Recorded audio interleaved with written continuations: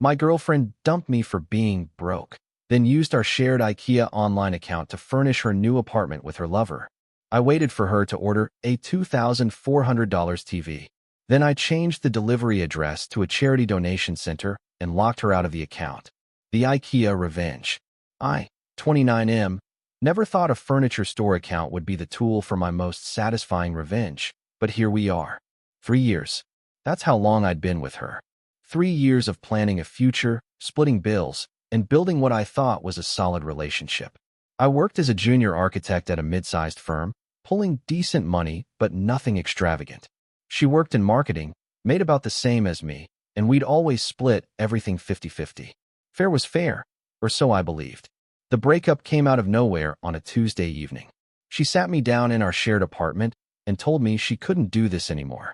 When I asked what had changed, she started listing things. My car was 7 years old. I wore the same watch I'd bought in college. I didn't take her to fancy restaurants enough. The vacation to Thailand I'd been saving for wasn't happening fast enough. Then came the real gut punch. She'd met someone else, someone who could give her the life she deserved. Someone with ambition. Someone who wasn't broke. Broke. That word stuck with me. I had $30,000 in savings, no debt except my student loans which I was aggressively paying down, and a stable career path. But because I drove a Honda instead of a BMW and preferred cooking at home to overpriced steakhouses, I was broke. She moved out within a week, packed her stuff while I was at work, and left her keys on the kitchen counter. No note, no final conversation, just gone. 2 weeks later, I found out through mutual friends that she'd moved in with her new boyfriend, some finance guy who worked in the city and apparently showered her with everything I couldn't provide. The anger came in waves. Some days I was fine, focusing on work and hitting the gym. Other days I wanted to call her and demand answers. Ask her how she could throw away 3 years so easily. But I didn't. I kept my distance and tried to move on. Then came the IKEA notifications. We'd set up a shared account 2 years ago when we furnished our apartment together. Back then, it made sense.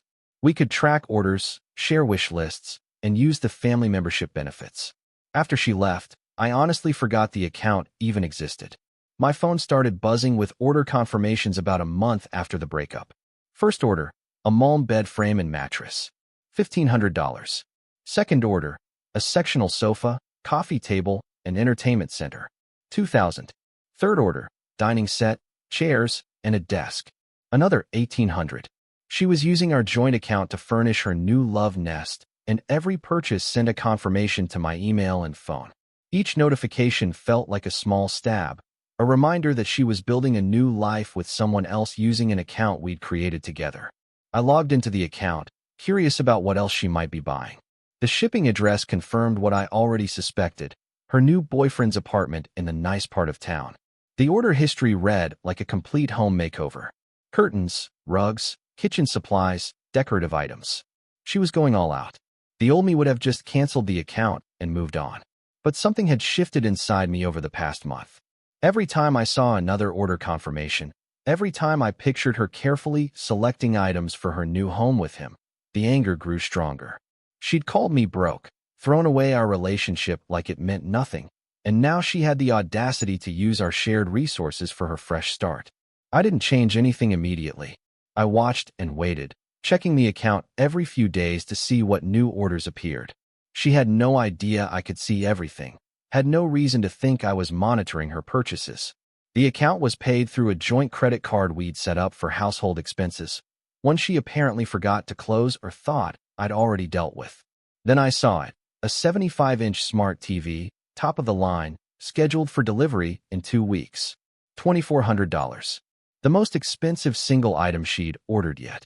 Something clicked in my mind. This was my moment. I spent the next few days researching local charities, looking for organizations that accepted furniture and electronics donations. I found a nonprofit that helped families transitioning out of homelessness set up their first apartments. They had a warehouse where they stored donated items and a program that matched donations with families in need. Perfect. The TV's delivery date was approaching fast. I waited until 3 days before the scheduled arrival, then logged into the IKEA account. My hands were steady as I changed the delivery address from her boyfriend's luxury apartment to the charity's warehouse across town. I updated the contact phone number to the charity's main line. Then I went through every other pending order she had in the system and did the same thing. A bookshelf, a set of lamps, some kitchen accessories, all rerouted. But I didn't stop there. I changed the account password, updated the email address to a new one I'd created just for this purpose, and removed her as an authorized user. I made sure the credit card information stayed the same, so all her orders would still process and ship. She just wouldn't be receiving them at her intended destination. Then I waited. The TV was delivered on a Wednesday morning. I knew because I'd set up forwarding from the new email address to my personal one, so I could track everything in real time. The charity called the number on file to confirm receipt of a rather generous donation. According to the tracking, the driver had successfully delivered one 75-inch television to the warehouse, signed for by someone named Patricia, who ran their donation intake program. My phone stayed silent all morning. I figured she was at work, probably expecting an evening delivery notification. Around 2 in the afternoon, my phone finally rang. Her name flashed on the screen. I let it go to voicemail. She called again immediately. Voicemail. Then the texts started pouring in. Where was her TV? Why wasn't IKEA answering their customer service line about her order? Had I done something to the account? She demanded I call her back immediately. I waited 2 hours before responding with a simple message asking what she was talking about. She called within seconds. This time I answered. Her voice was sharp with frustration as she asked if I'd touched the IKEA account. I told her I had no idea what she meant, playing dumb. She explained about the missing TV delivery, about how she'd been tracking it all morning, and it showed as delivered but never arrived. She'd called IKEA, and they confirmed delivery to the address on file, but obviously something was wrong because she never received it. I asked her why she was still using our old account. There was a pause. She stumbled through an explanation about how it was easier, how she'd forgotten to set up her own account, how it didn't matter anyway because we'd both used it. I let the silence hang for a moment before telling her I'd look into it. Another day passed. The other rerouted items started arriving at the charity warehouse. More calls from her, increasingly angry. She'd figured out that multiple orders were missing now. She accused me directly of sabotaging her deliveries. I maintained my innocent act, suggesting maybe there was a glitch in the system. Maybe she should contact her bank about potential fraud. That's when she tried to log into the account herself and discovered I'd locked her out. The phone call that followed was explosive. She screamed about theft, about how those were her orders paid with her money. I calmly pointed out that the account was under my name, set up with my original email address, and that the credit card attached to it was one we'd both agreed to maintain for shared expenses. If she'd closed her in like she was supposed to after moving out, this wouldn't be an issue. She threatened to call the police. I told her to go ahead and explain to them how she'd been using an ex-boyfriend's account without permission to make purchases and have them delivered to her new address. I mentioned that technically, since the account was in my name and I'd authorized the donations, everything was perfectly legal. She hung up on me. The satisfaction I felt was immense. Not just because I'd successfully redirected thousands of dollars in furniture to people who actually needed it, but because for the first time since she'd called me broke and walked out, I felt like I'd taken back some control. She tried a different approach a few days later. Her tone was softer when she called, apologetic even. She admitted she'd been wrong to use the account without asking. She acknowledged that things had ended badly between us, and she hadn't handled it well. She asked if we could work something out, if maybe I could contact the charity and explain there'd been a mistake. I told her I'd already spoken with them. The TV and other items had been distributed to families in need. Once donations were processed and given out, they couldn't be returned. Everything was gone. The silence on her end stretched long enough that I thought she'd hung up. Then she asked me why I'd done it. Not angrily, just genuinely confused about why I would go through all this effort. I explained it simply. She'd spent 3 years with me, then decided I wasn't good enough because I didn't spend money the way she wanted. She'd called me broke despite knowing I was financially stable and responsible. Then she'd used an account with my name on it, connected to shared resources we'd established as a couple, to build a new life with someone else. She'd treated me like I was disposable, like our time together meant nothing. This was just me closing a chapter she'd left open. She called me petty, vindictive, said I'd wasted thousands of dollars just to spite her. I corrected her. I'd donated thousands of dollars to help families who were actually struggling, who would appreciate a nice TV and furniture more than she ever would. If she wanted to see it as spite, that was her choice. Her boyfriend apparently got involved after that. He called me from her phone one evening, his voice dripping with condescension as he tried to intimidate me into reimbursing them for the lost items. He threw around words like lawyer and legal action. I listened patiently, then asked him a simple question. Was his name on the account? No. Then he had no standing in this situation. The purchases were made through an account belonging to me, using a credit card I was legally authorized to use. If he wanted to take legal action, he was welcome to try, but he'd be wasting money on lawyer fees for a case he couldn't win. He blustered for a few more minutes before hanging up. I never heard from him again. Update 1. About 3 weeks after the TV incident, a mutual friend reached out. She'd heard some version of the story from my ex and wanted to know my side. I gave her the full rundown. The breakup, the insults about my financial situation, the discovery of the account being used, and my decision to redirect the donations. She was quiet for a long moment before asking if I thought what I'd done was right. I told her I wasn't sure if it was right, but it felt necessary. My ex had treated me like I was worthless because I didn't fit her vision of success. She'd used something we'd built together as a couple to erase me from her life, while simultaneously benefiting from the resources we'd shared. I'd simply taken back control of something that was legally mine and used it to help people who needed it more than she did.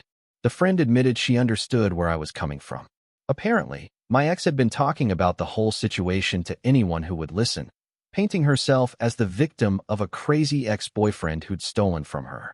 But the more details came out, the more people started questioning why she'd been using my account in the first place, and why she thought it was okay to call me broke while spending thousands on furniture.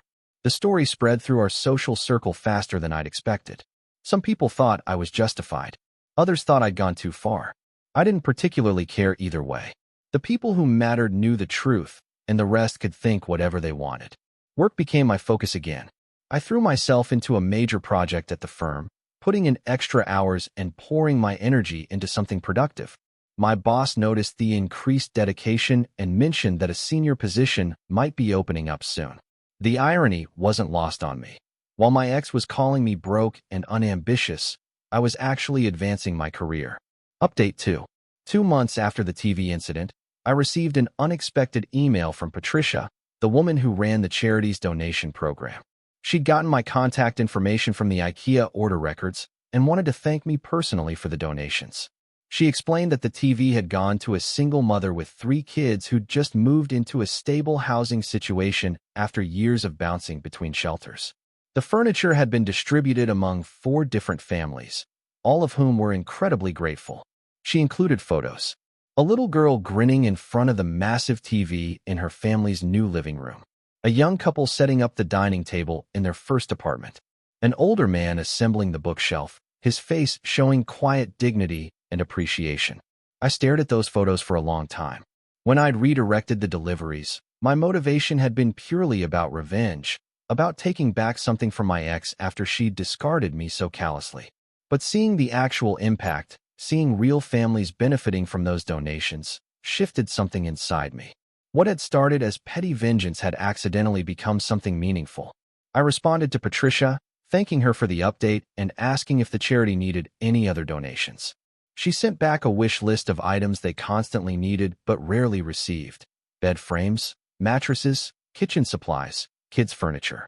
I started making regular donations, not massive amounts, but enough to make a difference. It became a monthly habit, something I budgeted for alongside my other expenses. The strangest part was how good it felt. Better than the initial satisfaction of the revenge. Better than knowing I'd gotten back at my ex. Knowing that my money was going to help people rebuild their lives after hardship gave me a sense of purpose I hadn't expected. Update 3. For months after everything went down, I ran into my ex at a coffee shop downtown. It was completely by chance, both of us waiting in line during the morning rush. She saw me first, and I watched the emotions flash across her face: surprise, anger, embarrassment, something else I couldn't quite identify. She approached me after we both had our orders. Her voice was measured as she asked if we could talk for a minute. We sat at a small table by the window, the city waking up around us. She started by saying she'd had a lot of time to think about everything that happened. The breakup, the way she'd treated me, the IKEA situation. She didn't apologize exactly, but she acknowledged that she'd been wrong about a lot of things. She'd let her priorities get twisted, focusing on material success instead of what actually mattered in a relationship. Her new relationship hadn't worked out, which didn't surprise me. She admitted that she'd been chasing an idea of what her life should look like rather than appreciating what she actually had. I listened without interrupting. When she finished, she asked if I hated her. I thought about it honestly before answering. I told her I didn't hate her. I'd been angry, hurt, and bitter for a while, but I'd moved past it. What I'd done with the IKEA account had given me closure in a weird way, and the unexpected positive outcome with the charity had helped me reframe the entire experience into something productive rather than just destructive. She asked if I regretted what I'd done. I shook my head. I explained that while my initial motivation had been revenge, the end result was that struggling families got furniture and electronics they desperately needed. I'd started volunteering with the charity occasionally, helping families move into new apartments and set up their donated items. I'd met people whose resilience and gratitude put my own problems into perspective. If anything, I was grateful for how things had turned out. She looked at me for a long moment before saying I seemed different, calmer somehow. I told her I probably was. Getting dumped and called broke had forced me to examine my own relationship with money and success. I'd realized that my approach was working for me. I had savings, financial security, and the freedom to help others. Those things mattered more to me than impressing people with expensive purchases. We talked for another few minutes before parting ways. There was no dramatic reconciliation or renewed friendship, just two people acknowledging that they'd both learned something from a messy situation. As I walked back to my car, I felt genuinely at peace with how everything had unfolded. The revenge had been satisfying in the moment, but the real victory was discovering that my values and priorities had been right all along. Being financially responsible wasn't boring or broke. It was the foundation for actual stability and the ability to make a positive impact when opportunities arose. My ex had wanted someone with more ambition and money, but what she'd really needed was someone who understood that wealth meant nothing without purpose. I still use that IKEA account, though now it's exclusively for ordering items to donate. The charity sends me lists of what families need, and I coordinate deliveries directly to their warehouse. It's become my favorite monthly expense, a reminder that the worst moments can sometimes lead to the most meaningful outcomes. My ex was right about one thing. I'm not the same person I was before all this happened. But the change wasn't about becoming more successful or ambitious in the way she defined it. It was about understanding that my definition of success worked just fine, and that revenge served cold through charitable donations tastes sweeter than any expensive meal ever could. Thank you for watching. If you enjoyed this story, please hit that subscribe button. Don't forget to give it a thumbs up and share it with friends or family who might enjoy it too. Your support means a lot. And if you have any thoughts, questions, or story ideas, drop them in the comments below. I'd love to hear from you. See you in the next story.